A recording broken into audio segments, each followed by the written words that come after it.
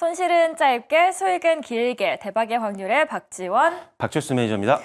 네, 매경 산타는 박철수 매니저인 것 같습니다. 바쁘세요. 아닙니다. 네, 오늘도 네. 선물 같은 종목을 들고 오셨다고 합니다.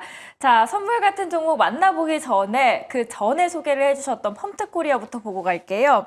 일단 3분기에 이어서 4분기에도 국내외 고객사 수주 확대가 이어지고 있습니다.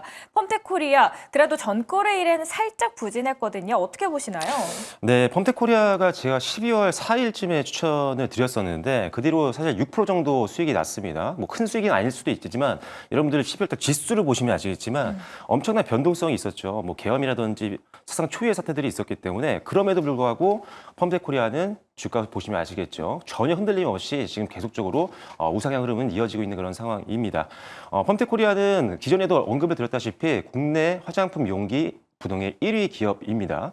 그래서 이 회사가 지금 상장되어 있는 기업들 중에는 뭐 지금 가장 좋을 수밖에 없는 상황이고요. 경쟁자였던 연우 같은 경우는 이미 한국콜마에서 완전 자회사를 편입을 했기 때문에 지금 상장을 살 수는 있는 상태는 아닙니다. 그리고 일단 시장 점유율도 1위이기 때문에 일단은 가장 우리가 대표적으로 용기 회사를 본다라고 한다면 펌텍코리아만 보시면 된다라고 보시면 될 것 같고요.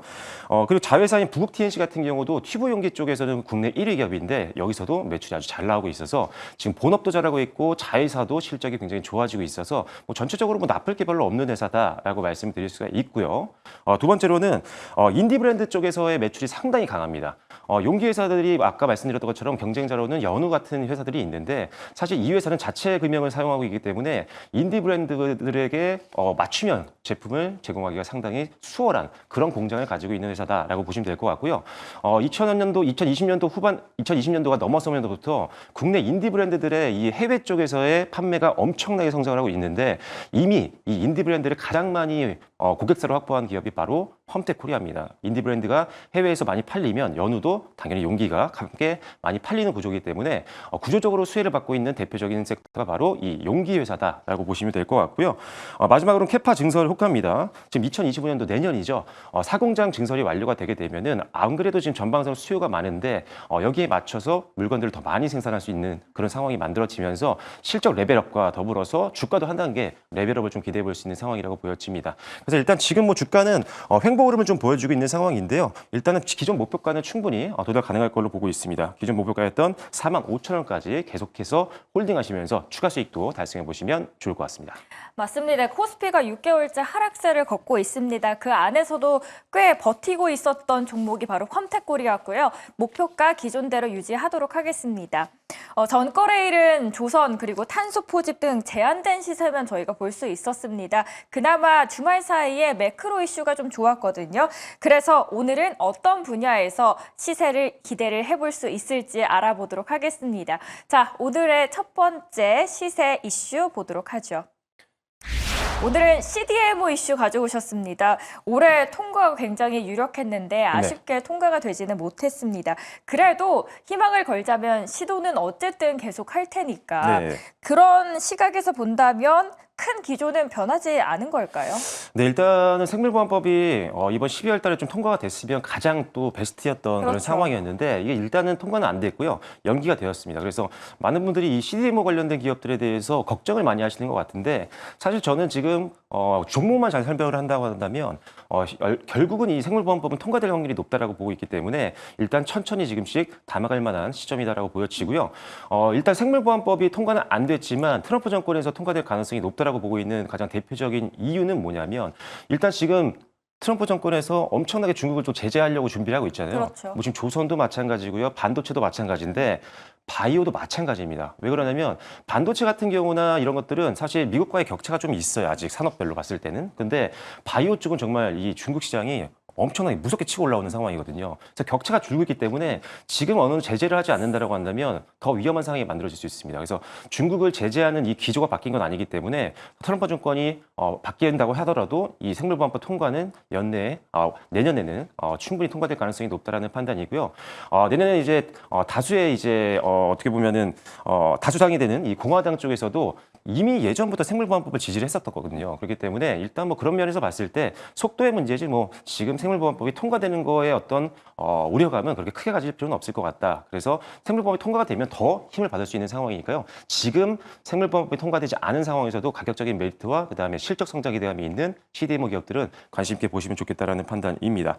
자, 그리고 이제 국내 제약바이오 기업들이 지금 본격적으로 CDMO 관련된 사업들을 투자를 하고 있는 그런 상황입니다. 맞습니다. 삼성바이오로직스 같은 경우는 지금 4공장을 가동했고요. 그다음에 5공장을 준비하고 있고 6공장을 지금 지으려고 지금 계획을 세우고 있는 그런 상황이고요. 그다음에 셀트리온 같은 경우는 셀트리온 바이오 솔루션을 지난 17일 날 공식적으로 출범을 하면서 본격적인 CDMO 사업에 뛰어드는 상황입니다. 자, 그리고 SK 바이오사이언스는 연 4천억 원 규모의 독일 백신 CDMO 기업을 인수를 하면서 역시나 본격적으로 이 CDMO 사업에 진출하기 시작을 했고요. 그리고 ST팜 같은 경우는 지금 올리고 제2동이 지금 완공을 앞두고 있는 그런 상황입니다. 생산 캐파가 굉장히 급성장을 하게 되는데 지금 많은 CDMO 관련된 기업들 또는 CDMO 사업을 하지 않았던 국내 대표 제약바이오 기업들이 이 CDMO 쪽 사업을 진출하는 이유는 그만큼 앞으로 고성장이 기대되는 산업이라고 보시면 될 것 같습니다. 투자는 결국 산업의 성장과 그다음에 관련되는 기업들의 실적 성장으로 이어질 수가 있기 때문에 본격적으로 기술력을 가지고 있거나 아니면 인수합병을 통해서 본격적인 CDMO 사업을 하고 있는 기업들은 우리가 라인업을 여러분들이 다 공격적으로 종목군들을 라인업 해놓으신 다음에 기술적으로만 잘 접근하시면 될 것 같습니다. 그래서 CDMO 관련된 사업을 하고 있는 기업들은 여전히 내년에도 기대감이 높다라고 말씀을 드리겠고요. 특히나 이제 아무 기업이나 볼 수는 없습니다. 확실하게 기술력을 갖추고 있는 생산 라인을 갖고 있는 기업들을 보시는 게 좋을 것 같은데 기본적으로는 CGMP 인증을 확보했거나 또는 확보를 앞두고 있는 기업들이 좋다라고 보시면 될 것 같습니다. CGMP 같은 경우는 미국 FDA에서 승인을 받는 거라고 보시면 될 것 같고요. 그만큼 압도적인 기술력과 그리고 생산 캐파를 가지고 있는 기업들만 허가를 내주는 거기 때문에 CGMP를 갖고 있는 기업들을 중심적으로 보시는 게 좋은데 당연히 삼성 바이오로직스도 있고요. 그다음에 ST팜도 있고요. 바이넥스는 다음 달쯤에 CGMP 인증이 나올 것 같습니다. 그래서 바이넥스도 한번 묶어서 보시면 좋을 것 같고요. 그다음에 녹십자라든지 STM 바이오 정도도 한번 여러분들이 눈여겨서 보시면 좋을 것 같습니다. CDMO 이번에 통과가 되지 못하면서 우려하시는 분들 분명히 있으실 텐데요. 이거는 속도와 시간의 문제이지 분명 통과될 가능성이 굉장히 높고 그렇게 통과될 가능성이 높다 할 시에는 그럼 지금부터 우리가 통과될 가능성이 높은 종목들을 만나보는 것도 좋을 것 같습니다. 자, 그렇다면 CDMO 안에서 정말 말씀해 주신 것처럼 여러 종목들이 있는데요. 이 시점에서는 어떤 기업을 보는 게 좋을지 만나볼까요? 오늘은 ST팜 언급을 해주셨습니다. 왜 ST팜일까요? 자, 생물보험법에 대한 부분은 이제 추가적인 모멘텀이라 보고 있는 거고요. 일단 지금 상황에서는 가장 실적에 대한 기대감이 있는 종목이고 그다음에 상업화 물량들이 상당히 많아질 것 같습니다. 그래서 4분기 실적부터 시작해서 주가 상당한 우상향 흐름들을 기대해 볼 수 있는 종목이라고 보여지고요. 일단 지금 이 회사 같은 경우는 RNA 치료제의 원료죠. 이 올리고 핵산을 주력으로 생산하고 있는 CDMO 기업이다라고 보시면 될 것 같습니다. 이 RNA 치료제 시장이 급성장을 하고 있는 상황인데 여기에 들어가는 가장 기초적인 원재료가 바로 올리고 핵산이고요. 이걸 만들고 있는 회사가 바로 이 ST팜이라는 회사인데 전 세계적으로 캐파적으로 봤을 때 현재 3위권에 위치를 하고 있는 대표 기업이다라고 보시면 될 것 같습니다. RNA 치료제, 즉 유전자 치료제 시장 고성장에 따른 낙수 효과를 볼 수 있는 대표 기업이고요. 그다음에 지금 임상용 물질과 그다음에 상업용 물질에 모두 다 지금 성장을 하고 있는 상황입니다. 자, RNA 치료제를 예를 들어서 만든다라고 한다면 당연히 제품을 이제 상업화하기 전에 당연히 임상을 해야 될 거 아니에요. 그때도 원재료가 필요합니다. 그래서 임상용 원재료도 지금 이 회사가 만들어서 제품을 납품을 하고 있는 상황이고요. 이 물질이 상업화까지 된다라고 한다면 훨씬 더 수익이 늘어날 수 있는 구조다라고 생각을 하시면 될 것 같습니다. 올해 상반기 한 183억 원 정도의 올리고핵산 수익이 나왔다라고 한다면 올해 하반기에는 벌써 970억 원 이상, 거의 1,000억 가까이 돌파를 하고 있는 상황이기 때문에 실제적으로 지금 실적이 굉장히 좋아질 수 있는 환경들이 만들어지고 있다라고 보시면 될 것 같고요. 이미 지금 고지혈증 치료제인 렉비오 아마 들어보신 분들도 있을 것 같습니다. 그리고 척수성 근위축증 치료제인 스필라제, 그리고 미국 제로네 골수 형성 이상 증후군 치료제인 라이텔로의 품목 허가가 이미 났기 때문에 상업화하는 물량들이 계속적으로 늘어나고 있는 상황이라고 보시면 될 것 같고요. 불과 지난주에도 하나 품목 허가가 나왔습니다. 바로 RNA 치료제죠. 올레자르센이 미국 FDA 승인이 났습니다. 그래서 상업화 물량이 하나가 더 추가가 되면서 총 4개의 상업화 물량을 가지고 있다. 즉 상업화가 된 신약의 제품, 원재료를 납품하고 있는 물건이 지금 4개로 늘어난 상태고 내년에도 2건이 더 예정이 되어 있는 상태이기 때문에 아마 지금 CDMO 국내 기업들 중에는 이 상업화 물량이 가장 많이 늘어나고 있는 대표 기업이라고 보시면 될 것 같습니다. 그래서 임상 쪽에서도 수익이 나고 있지만 상업화 매출 물량이 늘어나면서 상업화 쪽에서도 매출이 늘어나면서 올해보다 내년이 더 실적 기대감이 더 높아지고 있는 게 바로 ST팜이다라고 보시면 될 것 같고요. 두 번째로는 이제 캐파 증설 효과가 기대가 되고 있는 상태입니다. 역시나 지금 전방 산업에서 수요가 굉장히 많이 급성장을 하고 있는 상황이기 때문에 선제적으로 이미 공장 증설을 시작을 했고요.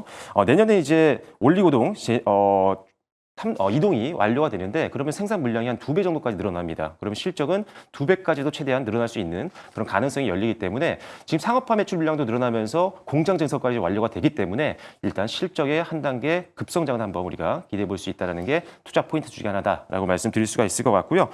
증설이 완료되게 되면요. 생산 능력이 2배가 늘어난다라고 말씀드렸는데 거기에 추가적인 증설도 예정이 되어 있습니다. 그러면서 지금은 생산 캐파 능력이 3위권에 위치하고 있지만 1위까지 충분히 올라갈 수 있을 걸로 보고 있습니다.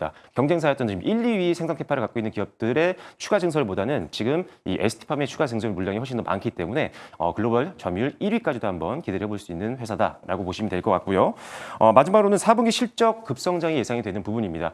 사실 올해 실적이 조금 아쉬웠던 부분들이 좀 있었는데 3분기 실적도 조금 부진했거든요. 하지만 전분기 대비했을 때는 역시나 성장하는 모습들을 보여줬었고 사실 이 올리고액산 상업화 물량이라든지 이런 것들이 3분기 때 좀 이연이 됐습니다. 그게 이제 본격적으로 4분기 때 반영이 되기 때문에 4분기 때는 전분기 대비해서는 이 실적, 매출액이라든지 영업이익이라든지 순이익이 급성장이 나올 수 있는 그런 상황이기 때문에 실적 시즌에 아주 적합한 종목이 바로 ST팜이다라고 말씀을 드릴 수 있을 것 같습니다. 그래서 4분기 역대급 실적 기대감이 있고요. 그리고 내년에는 공장 증설과 더불어서 실적의 한 단계 레벨업도 기대가 되는 상황이기 때문에 일단 ST팜 지금 CDMO 관련된 기업 중에는 가장 매력적인 실적과 그리고 성장성을 보유하고 있는 기업이다라고 보시면 좋을 것 같습니다.